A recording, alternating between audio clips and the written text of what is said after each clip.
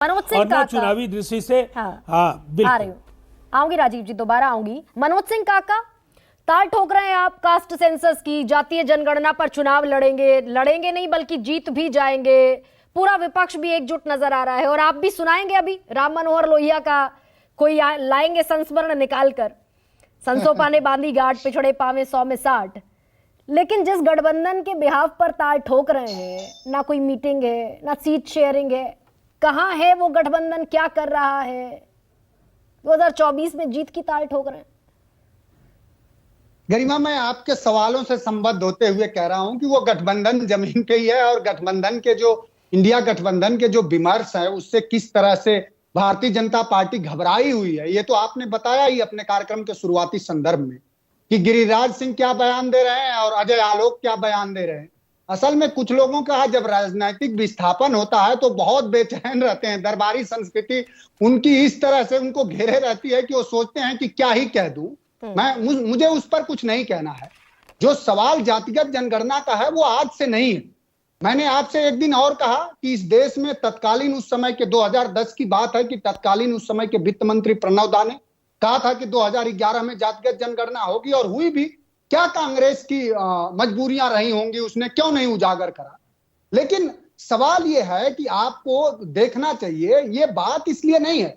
मैं आलोक अजय से कहूंगा कि सारा कुछ बंच ऑफ थॉट और भारतीय जनता पार्टी का व्हाट्सएप यूनिवर्सिटी पढ़ने से ज्यादा जरूरी है कि आप संविधान की प्रस्तावना 5-6 लाइन की है, अगर आपको न याद हो तो मैं पढ़ के सुना दूं। उसमें 1-2 शब्द हैं, वही पढ़ लेते कि ये संविधान के प्रस्तावना में ये देश ने जब उसको अंगीकृत अधिनियमित करा तो प्रतिष्ठा और अवसर के समता की बात करा कि प्रतिष्ठा और अवसर की समता सभी को रहनी चाहिए और वो बिना जातिगत जनगणना की जो लोगों वो लोग जातिगत जनगणना की गरिमा बिल्कुल खिलाफ हैं।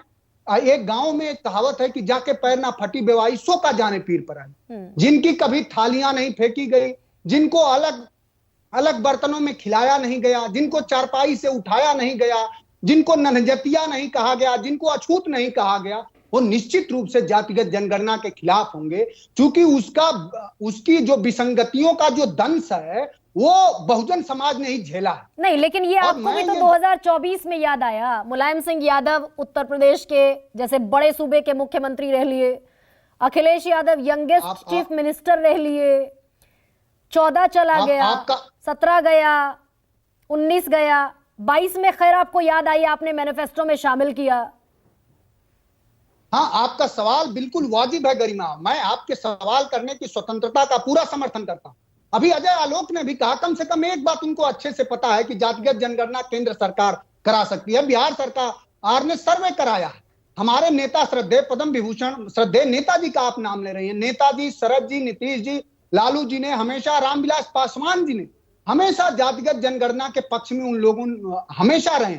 और मैंने 2011 की बात आपको वाकया बताया, हमेशा से हमारी पार्टी उसके पक्षधर रही है। और हम लोग भी आज भी कह रहे हैं कि जब भी समाजवादी पार्टी की भागीदारी केंद्र की सरकार में और उत्तर प्रदेश में जब भी हम सरकार में आए, 3 महीने में आपको जातिगत जनगणना मिलेगी। और जो संविधान में जो हमारे जो संविधान अंगीकृत करते समय जो हमारा संकल्प था कि सभी को प्रतिष्ठा और अवसर में समता मिले, उसको अंगीकृत करने और उसको सही व्यवहारिक रूप देने का काम अगर कोई करेगा इस देश में तो आदरणीय अखिलेश यादव जी करेंगे। मैं अखिलेश यादव जी को आपके माध्यम, मैं खत्म कर रहा हूं। इस देश के सदन से लेकर के और सड़क तक उन्होंने जातिगत जनगणना के विमर्श को बड़ा किया है। और उन्होंने एक बात और कहा है कि जब ईडब्ल्यूएस के आरक्षण से जो रोहिणी जो वो था इंदिरा साहनी का जो केस था 50% आरक्षण का, वो गैप तो टूट गया ना। तो अब जिसकी जितनी संख्या भारी उसकी उतनी हिस्सेदारी, तो पिछड़ों के भी आरक्षण के गैप बढ़ाए जाए। ठीक है, तो आप मुहिम के तौर पर, एजेंडे के तौर पर 2024 तक इसको लेकर जाएंगे।